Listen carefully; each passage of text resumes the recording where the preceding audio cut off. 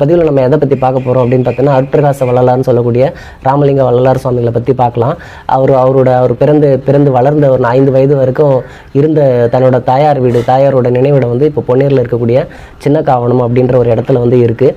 அந்த இடத்த பற்றி பார்க்கலாம். அவர் தாயாரோட நினைவிடத்தையும் அவர் தாயாருக்கு கட்டியிருக்க குடிலையும் அவரோட இப்போ இருக்கக்கூடிய அந்த தர்மசாலையும் வந்து பார்க்கலாம் வாங்க. புலால் மறுத்தல் அப்படின்னு சொல்லியிருக்காரு இல்லைங்களா திருவள்ளுவர், அந்த விஷயத்தை தான் இவர் வந்து சொல்கிறாரு. கொல்லாமை அப்படின்ற ஒரு விஷயத்தை வந்து இவர் வந்து கடைபிடிக்கிறாரு. இப்போ நம்ம பார்க்கக்கூடிய உலகமானது 3 டைமென்ஷனல் வேர்ல்டு தான். இப்போ வந்து ஐன்ஸ்டீன் வந்து இன்னொரு ஒரு டைமென்ஷன் வந்து சேர்க்குறாரு, காலம் டைம்ன்ற ஒரு டைமென்ஷனை சேர்க்குறாரு.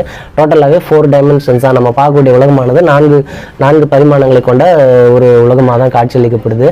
இப்போ இருக்கக்கூடிய மாடர்ன் ஃபிசிக்ஸ், குவாண்டம் ஃபிசிக்ஸ் வந்து என்ன சொல்கிறாங்க அப்படின்னு பார்த்தோன்னா 11 டைமென்ஷன் இருக்கிறதா சொல்கிறாங்க. இப்போ இந்த 11 டைமென்ஷன்ஸே வந்து தியரட்டிக்கலாக தான் பார்க்க முடியுமே தவிர எக்ஸ்பீரியன்ஸ் பண்ண முடியாது. we cannot experience that. we can மேத்தமேட்டிக்கலாக ஒரு டைமென்ஷனல் மேப்பிங் போட்டு காட்டலாமே தவிர தியரட்டிக்கலாக பண்ண முடியுமே தவிர பட் எக்ஸ்பீரியன்ஸ் பண்ண முடியாது. பட் இவரோட காலகட்டத்தில் வந்து என்ன சொல்லியிருக்காருன்னா 10 டைமென்ஷன் வந்து இருக்கிறதா வந்து இவர் சொல்லியிருக்காரு.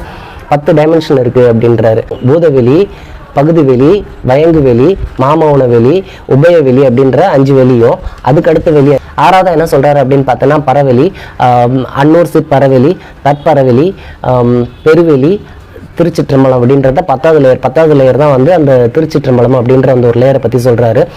ஒரு லேயராக நீ கிராஸ் பண்ணி போகும்போது நிறைய இல்யூஷன் எஃபெக்ட்ஸ் எல்லாம் வந்து கிரியேட் ஆகும். இதெல்லாம் வந்து இவர் எக்ஸ்பிளைன் பண்ணுறாரு. அது வந்து நம்ம புரிஞ்சுக்கிறது நம்மளோட அறிவுக்கு எட்டாத விஷயங்கள். பட் இவர் வந்து எல்லாத்தையுமே ட்ராவல் பண்ணிட்டு பார்த்துட்டு வந்து சொல்லியிருக்கிறாரு. அதான் அவர் வந்து சொல்கிறாரு, கடைவெறுத்து வாடிய பயிரை கண்டபோதெல்லாம் வாடினேனே அப்படின்றது வந்து அவரோட கருணை உள்ளத்தை காட்டுது. இவருக்கு ஏன் வள்ளலார்னு ஒரு பேர் வந்துச்சுன்னா தன்கிட்ட தான் படைச்ச ஞானத்தை பொது வெளியில் எல்லாருக்குமே சொல்லக்கூடிய ஒரு ஆற்றல் இருந்துச்சு. எல்லாருக்குமே சொன்னார், தன்னோட ஞானத்தை வந்து எல்லாருக்குமே எடுத்து வச்சாரு. அதனால தான் இவருக்கு வந்து வள்ளலார் அப்படின்ற ஒரு பேர் கிடைச்சது. அதுவும் ஒரு இடத்துல அவர் வருத்தப்பட்டு சொல்றாரு, கடைவெறுத்து வாங்குவார் இல்லை அப்படின்ற மாதிரி. நான் இந்த மாதிரி இருக்கிற ஒரு விஷயங்களை நான் சொன்னா கூட அதை புரிஞ்சுக்காத மாதிரி மக்கள் வந்து மாயில அகப்பட்டு இருக்கிறாங்க அப்படின்னு வருத்தப்பட்டும் சில இடத்துல சொல்லியிருக்கிறாரு. இவர் பாடிய 6000 பாடல்கள் தான் வந்து திருவெட்பா பாடல்கள் அப்படின்னு சொல்லப்படுது.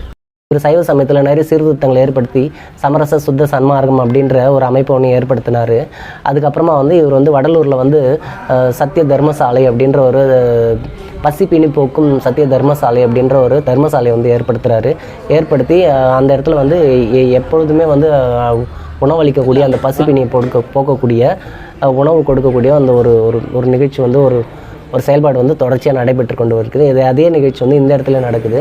நம்ம பொன்னேரில் இருக்கக்கூடிய அவங்களோட தாயார் சின்னம்மையோட வாழ்ந்த இடத்துலையும் வந்து அவரோட நினைவிடத்துலேயும் வந்து இந்த பசிப்பினி போக்குமே இந்த உணவளிக்கக்கூடிய அந்த வந்து இன்றைக்கும் வந்து நடைமுறையில் இருக்குது. பேரலல் ரியாலிட்டிஸை பற்றி சொல்கிறாரு, பேரலல் யூனிஸை பற்றி சொல்கிறாரு, கான்ஷியஸ்னஸ் பற்றி சொல்கிறாரு. இப்படி நம்ம வழிபடக்கூடிய இந்த இறையாற்றல்கள் சொல்லக்கூடிய இந்த மும்மூர்த்திகள்லாம் வந்து இந்த 4வது 5வது லேயரோடு நின்றுடுறாங்க அவங்க. அதுக்கு மேலே இருக்கக்கூடிய லேயர், அதுக்கு மேலே ஒரு 5 லேயர் இருக்குது.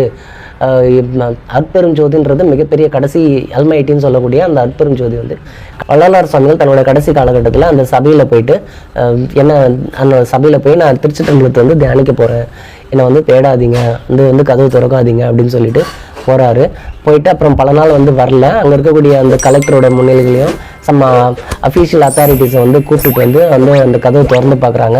அவர் வந்து காணாமல் போயிட்டார். தன்னோட வந்து உடலை வந்து ஒளி ஒளியோடு கலந்துட்டதா வந்து சொல்லப்படுது. ஓகே அன்பர்களே, காஞ்சி மகாபெரியவரின் கட்டளைக்கிணங்க வேறொரு பதிவில் மற்றும் ஒரு தலைப்பில் உங்கள் அனைவரையும் சந்திக்கிறேன். அதுவரை உங்களிடமிருந்து விடைபெறுவது உங்கள் விஜயகுமாரன். நன்றி, மகிழ்ச்சி, வணக்கம்.